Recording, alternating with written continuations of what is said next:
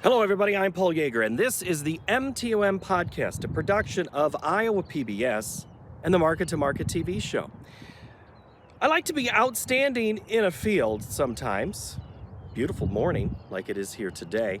And we hope you are having a great day, and we appreciate each and every one of you who take time each and every Tuesday or whenever you catch up on this podcast to listen. Today, we are not necessarily going to be talking about soybeans like this field, but we're going to be talking about a man who is outstanding in his field of livestock production. That is Shawn Tiffany in Kansas. He is the president-elect of the Kansas Livestock Association, and he was most recently called to Washington to testify in front of the Senate Ag Committee. He was talking about one of the new bills aimed at helping producers like him and the customers that Shawn has. But there's a big but in all of this when it comes to the way Shawn feels and what he said in Congress. If you watch the Market to Market show, you saw him testify. We're going to hear more about his testimony, why he thinks the way he does about the relationship between those that raise the animal, feed the animal, and that process the animal. That's this episode of the M2M podcast. And again, every Tuesday, new episodes come out. Like and subscribe, whether it is getting a direct download into your feed.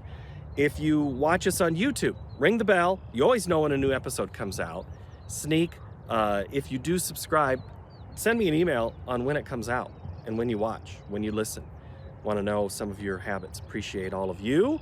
And now, Shawn Tiffany, as we talk price discovery, the state of his affairs in Kansas and what he and his wife did with a business and a historic building there in his town in the Flint Hills, which is a beautiful part of the country. Let's get to Shawn Tiffany now. Well, Shawn, I had written it down in my notes about wanting to talk about your hat, and here you show up for my interview in a hat. Does anybody know what you look like without the hat? I do get a lot of comments on the rare occasion where I wear a ball cap, and the even more rare occasion that I don't have something on my head, which is pretty much just church. I've literally had people here in my home community at Council Grove say they didn't recognize me because I didn't have a cowboy hat on. I would say that's good branding. Well, yeah, but here working in the hot summer Kansas sun, a hat's actually preventative medicine as well. So. Well, and it fits a stereotype. You long think of do you consider yourself a cowboy? I felt a little silly. Somehow I got off in the weeds during my Senate hearing, and actually looking back at it, it seemed goofy to me, but I said, as a boy, all I wanted to do was grow up and be a cowboy. But then once I became a cowboy and mastered that, all I wanted to do was be a cattleman. And so, yes, I was one of those kids that knew at a very early age what I was going to do professionally, or at least what industry I was going to work in. And that's held true. And the reason I bring up the hat is because you were on our show recently. You didn't even know it, but you were in Congress doing a testimony in front of a Senate Ag Committee. And I noticed on two of the panelists had their hats next to them. I mean, I watch Senate hearings all the time, House hearings all the time. It's rare that you see the hat right next to the side. Was there protocol? Did anybody talk to you about what you were supposed to do? Well, not prior to getting there. Obviously I wore a hat just because, if I'm wearing a coat and tie and in a very formal setting, a hat is a part of that for me. But yes, I was told, hey, you're representing the cattle industry, or at least a segment of it, and some viewpoints within that segment. And so, wear your hat, be sure to put it on the table in front of you where everybody can see it, and, be who you are. All right, one more hat question, then we'll move on. Okay. How many do you have? I don't know if I want to answer that. Okay. It's like with me and ties, Shawn, it's okay. I'm a little embarrassed sometimes. I have 4 felt hats and 2 straw hats. I might have a bit of a problem. Okay. That's okay. It's okay. We're here to talk. You're in a safe space. There you go. How did you end up in the space of Congress? How did you end up in the Senate? My brother and I chose a long time ago. We've been in business 15 years this fall. and I hope we get to talk a little bit about the nature of our business, because our business is something that in Congress they were saying no longer exists. But uh, we determined a long time ago when we were in our early 30s that somebody was going to tell our story as cattlemen, but specifically feed yard operators. And I guess we were just bold enough to say, well, we'll tell it ourselves and make sure it's right. And so we've been willing to be in the public eye for a long time. But then last fall, I was asked to serve as president-elect of the Kansas Livestock Association, which is kind of a 3-year appointment between president-elect, president, and then past president. And uh, I don't think it was accidental that I was asked to go to DC. I think the nature of my business, being an independent custom finishing feedlot, was part of that story. But then, it wasn't foreign for me to sit in front of a bunch of people and get asked hard questions. We do that all the time. I've had people from the World Wildlife Fund at our operation, farmers and ranchers and veterinarians and chefs from all over the world that sometimes don't have an understanding of what a CAFO is. And so I don't mind being in a situation where I'm going to get asked the tough questions and have to defend them. I want to go all the way back to the very first thing you said. You were told in the hearing that your type of business doesn't exist anymore. Is that the independent feeding operation? Is that what you meant with that? Yep. So, both for sure, Senator Grassley alluded to the fact that there's no independent feedlots anymore. Mr. Ruffin, who is a rancher and an attorney in Missouri, who testified along with me, and then Miss Shelley Zeesh out of North Dakota, who testified along with me, basically said there's no such thing as independent feedlots anymore. It's all corporate, which I'm not going to deny. There's a lot of corporate feed yards out there that own all their cattle, but they have to get those cattle somewhere, and that's farmers and ranchers from across the U.S. But my business, we are exclusively custom. So my brother and I started with nothing. We literally bought a feedlot with a handshake as our down payment and collateral. And one of our loan covenants was, you're not going to own cattle. We had way too much risk, and we're highly leveraged to begin with. And our bankers said, oh, cattle ownership is not going to be a part of our deal. And so we built our business on being the best custom cattle finishers in the industry. And that's not to say there's not other great businesses, but that's where we really tried to hang our hat. And now we are allowed to own cattle, and we'll partner with customers occasionally if they need that partner. But our business model is designed to feed cattle for independent and frankly smaller farmers and ranchers across the U.S. Our average customer size might have 200 to 250 cows. And so we're working with producers from all over the country, but largely the Midwest and the Plain states. And most of them are retained ownership customers that own the cows. They want that carcass data to come back to the ranch. And we utilize AMAs and grid premiums in order to get that data transfer to happen. Because in a cash scenario, the packer is under zero obligation to share that information. And you are still the same business model as in the beginning? You don't own any of the cattle? Correct. Like I said, we'll partner with some customers. Maybe a rancher has a land payment that's due shortly after weaning, but they want to retain ownership on their calves. And so we'll partner with them in order to help them get that cash flow to make whatever payment and bridge that gap until those calves are finished. But we rarely own cattle that are exclusively Tiffany Cattle Company cattle. So exclusively. So there is some ownership, but non-exclusive ownership. Not today, and it's been quite some time. Okay. My wife and I have fed some cattle that we owned as individuals, but haven't done any of that in the last couple of years, not because we don't like feeding cattle, but because we bid off a historic renovation that I alluded to. And so my cash flow has been focused on that project as opposed to feeding cattle. All right, I'm putting a pin. We are going to talk about that in a moment. I want to finish on the cattle side of thing. So who's the risk right now when a lot comes in, or a truck comes in from someone to feed that operation, is that something you pass on to the client? How does your business plan work in the sense of when corn goes up to $7, who's paying that? Well, we do our best to manage that risk. We have several different vehicles. We always try to stay pretty current.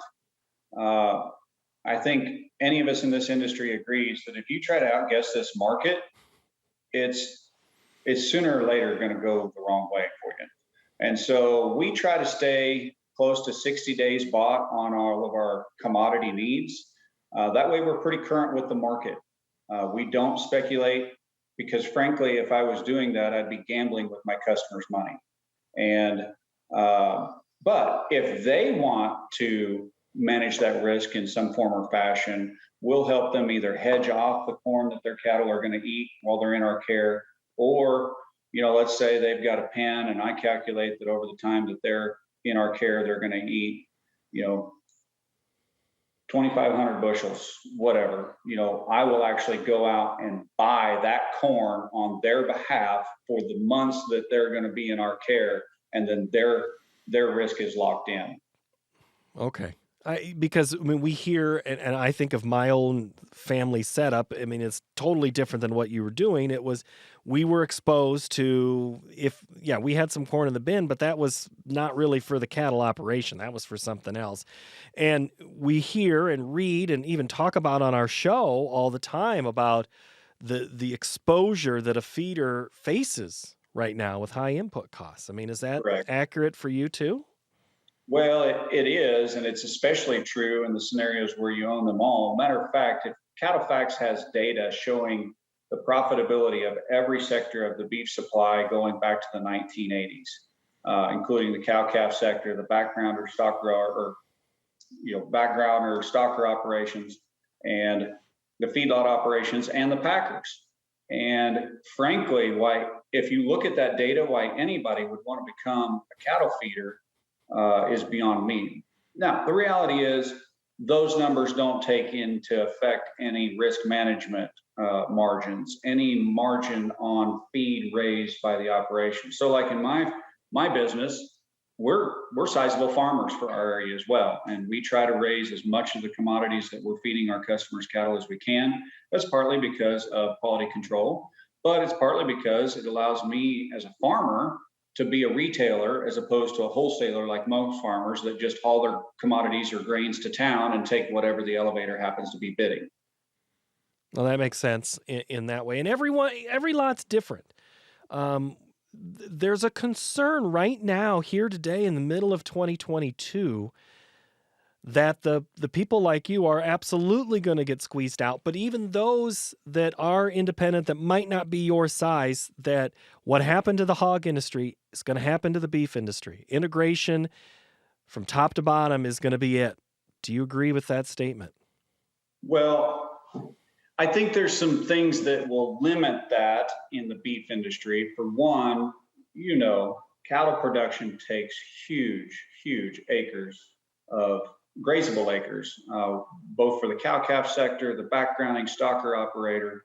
But I also, I would agree with people that have that fear. Cattlemen, myself included, tend to be a little bit maverick and want to be left alone and do our own thing.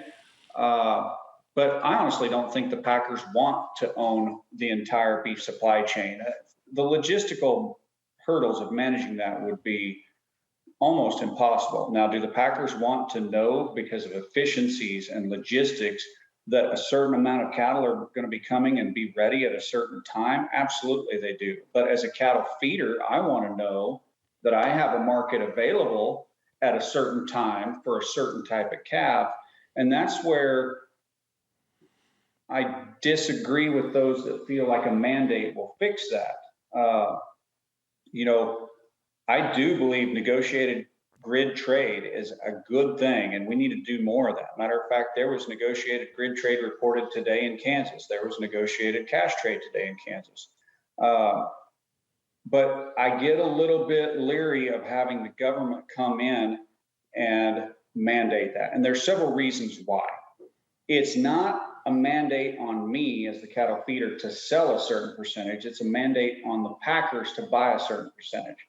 And so my question is, as a smaller feedlot, I have 3 facilities. Between the 3, we have a one-time capacity of 35,000 head. We started as a 2,500 head, or started as a feedlot with 2,500 head of cattle on feed 15 years ago. So I would argue that the American dream is alive and well, but it was never a handout, and you got to work your tail off and risk everything to do it. And we've been blessed through that. But if this mandate becomes law, then the packer gets to choose who has access to the cash market and who gets access to the grid market. And my fear is one of the smaller feed yards who frankly represents farmers and ranchers that want to retain ownership in order to have access to those premiums and access to that carcass data. My fear is that we may not be big enough for the packers to give us that 50% of market share for program cattle or AMAs. The other thing that's concerning to me in my operation, we are small enough that we can tailor a lot of feeding programs to our customers' needs and wishes and what's best for their cattle. So although we feed a lot of conventionally raised cattle, and when I say conventionally raised, I mean we're using a growth promotant, we're using antibiotics when appropriate. We also do a lot of natural cattle, a lot of non-hormone treated cattle. And something I'm very excited about is we're working on some programs for a low carbon beef label. And that's gonna, it's gonna measure our grazing systems here in the Flint Hills. Tiffany Cattle Company's regenerative approach to farming, such as continuous cover crops and grazing cover crops and integration of livestock back into our farming system, which all lead to carbon sequestration in our cropping soils. But that takes an almost immeasurable amount of thought and planning years in advance, so much so that if I'm not guaranteed a price and frankly a market at the back end, then there's no financial incentive to do it. It's just way too risky. And so I think this mandate will potentially jeopardize some really good programs that the American consumer would love to pay for. I think given the climate, or not the climate change discussion that's going on in our world, or carbon sequestration, a low carbon beef program could be highly successful for my customers. And frankly, if we can do that as a cattle industry, we ought to start measuring that and lowering that carbon footprint. Well, you know how your industry hears from groups that question your water usage, your land usage, your corn use. I mean, they question everything about what it is that you do. And so, yeah, I mean, why not one more thing? But I can defend every single. Oh, and I'm not saying you can't, and I'm not saying it's not defensible, but I'm just stating the obvious that you do face criticism all the time from all sorts of different people. I want to go back to this congressional thing because we've been watching this for months, for years. There's a debate even amongst Republican senators, Democratic senators, that can't even get together on the right bill, even in their own parties to present, let alone get together with the other side of the aisle. I think there's been, and I'm going to call them teams. I'm not even going to get the teams right, that some agree with what you are saying. Some want more this way. Some want more access. Some want. Is there going to be a perfect bill, or should we just let this thing be? Well, I don't believe there's going to be a perfect bill, and frankly, I don't believe that government regulation is better in many cases. I believe the private sector can sort things out. There's a lot of things that myself, Kansas Livestock Association, NCBA, National Cattlemen's Beef Association, are not opposed to. Widening the reporting regions for LMR. That's a good thing to get more data. The cattle contract library, as long as it's done with confidentiality, that could be a good thing. The special investigator bill, that I would argue the authority to make sure that the packers and stockyards is followed already exists, and duplicating or creating another agency, for one, adds to levels of bureaucracy. It does confuse who has jurisdiction. And frankly, if you ask me, it's an admission on behalf of Congress that they haven't been enforcing the laws that were already in place to begin with.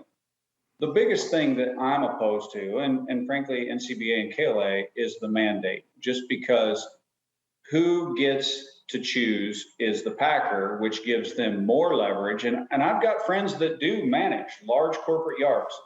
And matter of fact, the CEO of one large yard, actually a collection of yards, told me months ago, he said, listen, if I'm sitting in the sale barn buying cattle to fill our yards, which those larger yards are doing every single day of the year, he said, if I don't know how I get to market those calves the day I buy them, my risk just went up, which means my price just went down. What I can stick my neck out for, because even the corporate yards, they're not making very big margins. The way a feed yard works is to capture very, very thin margins across a large population of cattle.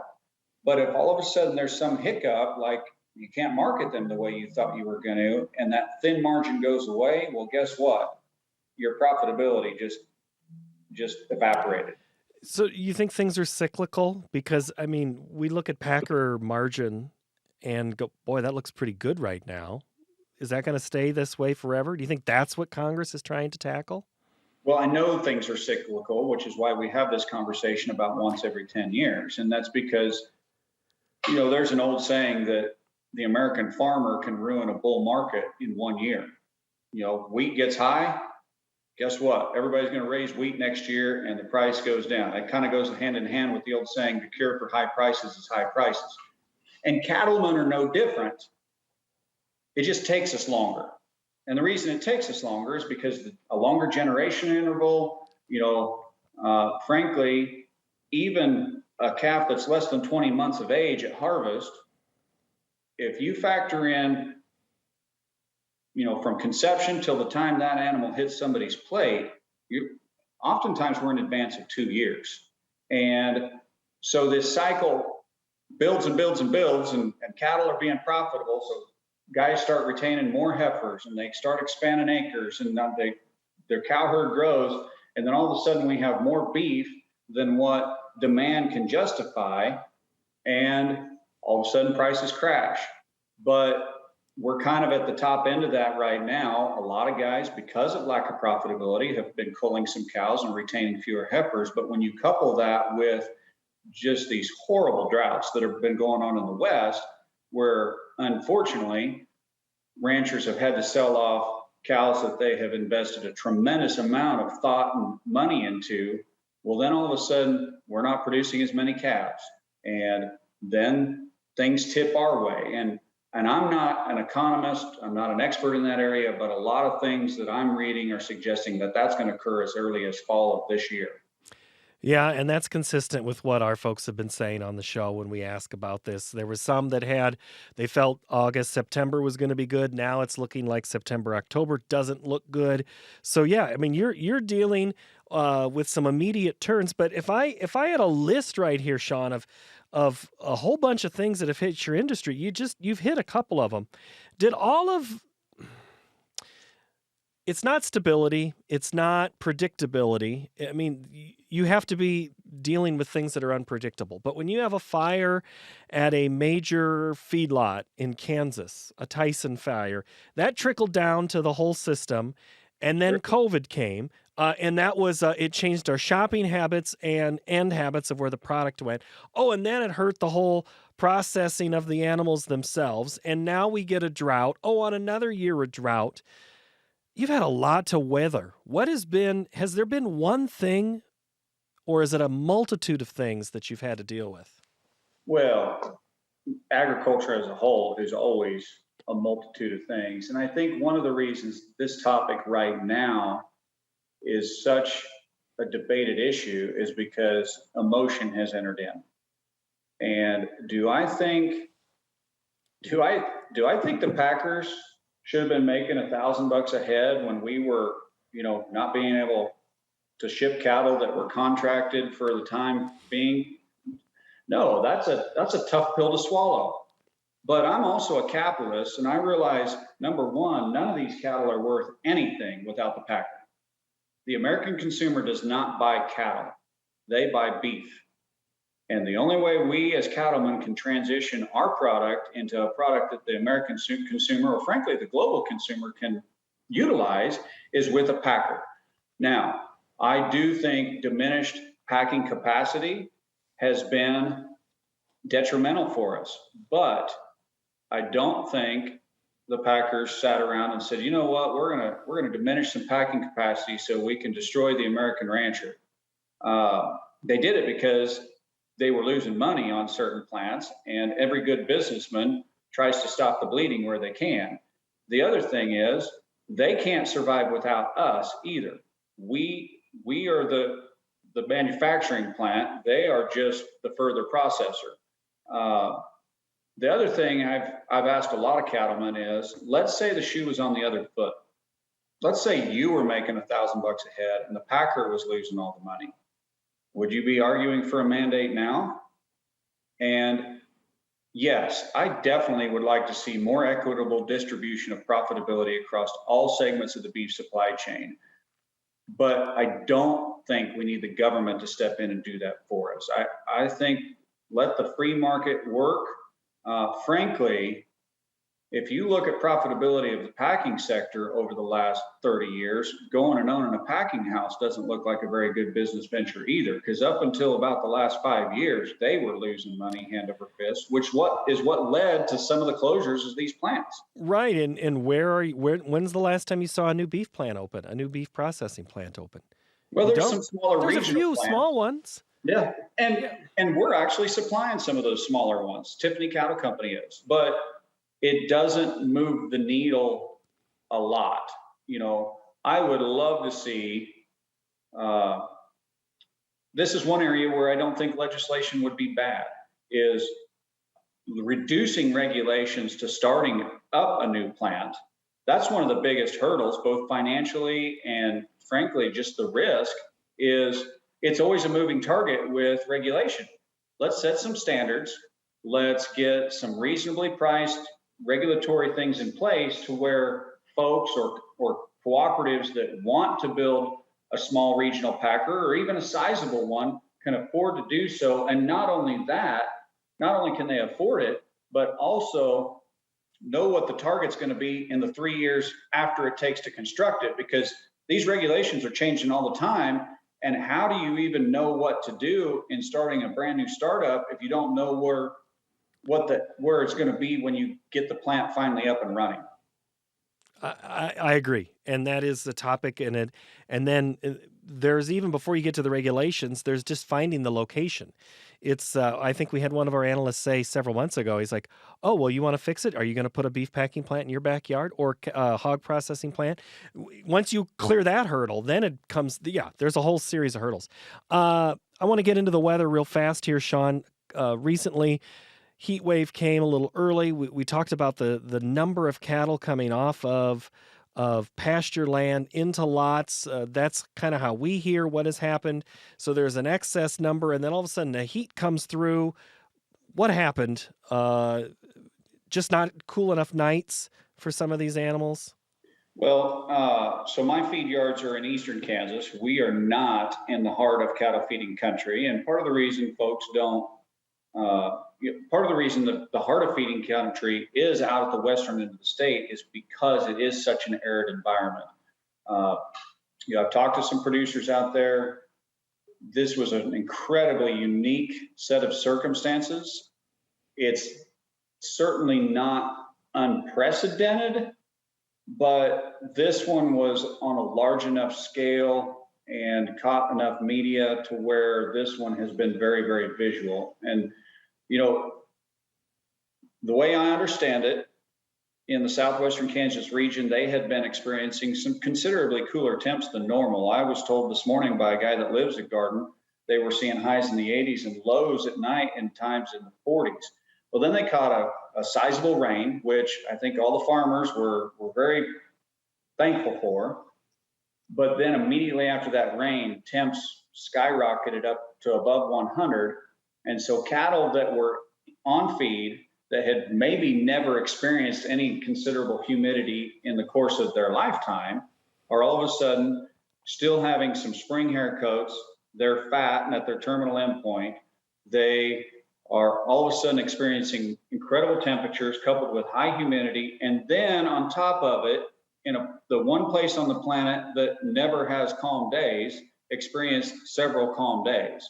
And, you know, the thing I was told this morning by an individual who's closer to the situation than I am is Friday evening, the guys realized cattle were hot, but it was coming on evening time, and they thought, well, things will cool down during the night.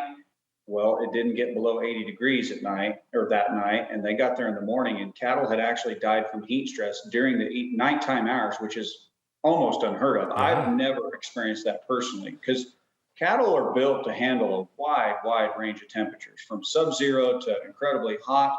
The key to incredibly hot, though, is it's got to get below 76 degrees, preferably 72 degrees for a few hours at night so they can reset that internal temperature and be prepared for the next day. And that didn't happen in this situation. Well, it's almost the opposite in the sense of the way the weather was that happened to the South Dakota cattle a few years ago when that winter storm came in early. The cattle were wet, and then the ice set in, and they didn't have the coat yet because it was, I think, September. It wasn't even October when it hit. So yeah, that was both unfortunate things. It's Shawn, funny you mentioned that, Blizzard. That exact conversation was had at the feedlot this morning, and I guess the one thing I want to end that conversation with, or if you want to continue, fine, but I definitely want to point out, weather has always been a contributor to the success or failure of livestockmen forever. That's always been the case. That's not new. It's just that this one, it got some energy and some steam via social media, and and then when you couple all the ridiculous notions and conspiracy theories around it, to me, that was insulting as a livestock producer. I think the people that were trying to participate in this conversation need to get out in the rural areas and meet a farmer or a livestockman, because to suggest that this was intentional and that any livestockman would intentionally harm the animals in their care, that is just pure foolishness. and unfortunately, we talk and try to have as many enlightened conversations like this to help, and we're going to keep doing it because there's still people who believe certain things that are not to be true. Let's go back to Congress one last time. Sure. On the trip to D.C. You're there for a couple of reasons: Kansas Livestock Association, your independent producer business, even getting among consensus. I mean, as we record this today, there's markup in the committee itself. This bill looks like it might emerge. I don't know what's really going to happen. You'll have to live with whatever happens. I mean, you've done your part, right? Do you feel there's more you can do? Well, I think we all need to become part of the conversation. That's one thing that the people in agriculture probably don't do a great job of and I'm not good at social media. I have zero desire to be on Facebook all the time. I participate on Twitter a little bit, but it's mainly more of a news source and an agriculture forum for me. But, in our economy today, or actually our political arena today, it's very vocal, it's very emotional, and frankly, oftentimes the minority is the ones that are being the most vocal. And so all of us have to engage in the conversation. It was a tremendous honor for me to one, be asked, and then go, Senate Ag Committee, that's a big deal. Yeah. And it's a little bit daunting, but I've got to hand it to the staff the staffers of some senators that are opposed to this bill, staff at the National Cattlemen's Beef Association. This was not a relaxing, fun trip. We ate cold lunches that were served 2 hours before we had a chance to eat them because we were so busy preparing. And, I think I had one more meal in the 2 days that I was there, but that's just a testament to how those staffers helped tee me up and get me prepared and represent the segment of the industry that is opposed to this. And frankly, the staff is where that's not always something that is realized by everybody. The staff is really who you are working with, and they are working on these bills. Yes, there's our elected officials, but it's the staff who is the agriculture staff for Senator Grassley or Senator Marshall or Senator Sabinower, whoever it is, that you are working with the closest and can understand more of the nuance. Because I looked at Senator Grassley's schedule just today in preparation for this interview, Shawn. I think he had 4 things before noon, committees that he was supposed to be in on. So it's important for you to have that dialogue with the staff. Well, you're exactly right. In most situations, you're working with staff. With one exception, the only one-on-one interaction I had with senators on that particular trip was in the hearing itself, with the exception, I got to spend, it's such a whirlwind in my mind, but I spent at least 30 minutes to an hour one-on-one with Senator Bozeman from Arkansas, and just an incredible individual. And could have sat and visited with him, no different than you and I are doing for a considerable amount of time. But, here's the other thing that I think we need to realize, not just as people in agriculture, but really citizens of this country. There is no way that our elected officials can be expected to be experts at everything. That is a ridiculous notion. And so our job as producers is to help communicate them. And we do that by forums like you and I are doing right now, or communicating with their staffers, writing letters. And, I don't believe anybody on the Senate Ag Committee has ill intentions for the beef industry. I think they're trying to make the best decisions that with the information that they have at their disposal, and none of us are going to come to a consensus. But I'm pretty adamant that this mandate will actually give more leverage and more control to the packer, and frankly runs the risk of benefiting them when the intent is to benefit America's cattle producers. And that'll be again, debates that will happen and the analysis of it. And Shawn, I have to take the pin now out of one of your earlier comments where you are sitting. Where are you sitting right now? I am sitting in the Territory Ballroom. The space that I am in was constructed originally in 1863. And so almost 2 years ago, my wife and I had the privilege to purchase 2 buildings on the historic downtown of Council Grove, Kansas. Council Grove's where the Santa Fe Trail didn't originate in Council Grove. It started in Independence, Missouri. But Council Grove was the last place to get supplies, and you didn't go west from town without being in a wagon train, or things were probably going to be unpleasant. And so pretty incredible piece of history here. We're the first owners of this building since 1906. It has not changed hands since 1906. And we spent 2 years renovating this place to its original glory. I actually realized just now, Paul, I don't have a light turned on in this room. Oh, really? Is that a skylight? I'm sitting under a skylight. No way. Restored. Nobody even knew it was there. Here, this will be a little weird, but oh my goodness. But this building's so old, it didn't have electricity, didn't have plumbing, and so every door has a transom. And in a room like this one that doesn't have light, they had a skylight. But I get the privilege of doing a lot of speaking on regenerative agriculture, and with the exception of college, I've never lived in town. And until we started this project, I did not realize how important Main Street is to revitalizing agriculture and regenerative agriculture. And so it's been a privilege to kind of put a leg on the other side of the fence and have a presence in our small community and actually create a space for our region, because it's been wildly popular. This is my wife's passion and her dream. And it's been fun to kind of, it's not agriculture, but it still benefits our rural community or our rural inhabitants of our area as well. Well, and one of the other things I like to do with this specific podcast, in addition to the TV show, is that understanding of one with the other. My urban audience understanding the rural side, and the rural side understanding a little bit of the urban audience, and how you two are always constantly crossing over, whether you know it or not.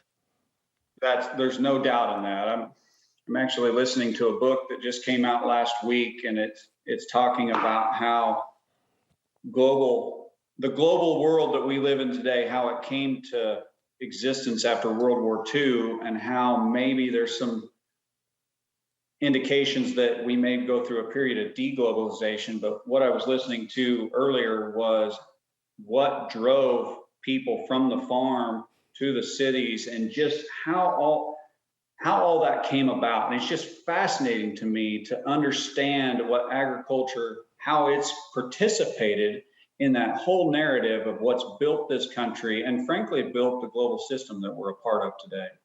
That is absolutely another topic of discussion, because we just had an episode with an author who wrote about some of those exact same things about how we exited the land into the cities. But if we're going by Council Grove, Kansas, we have to make sure we say hi to Shawn Tiffany. Is that right? Well, you better say hi to Nikki Tiffany, because I'm just the mule on this project.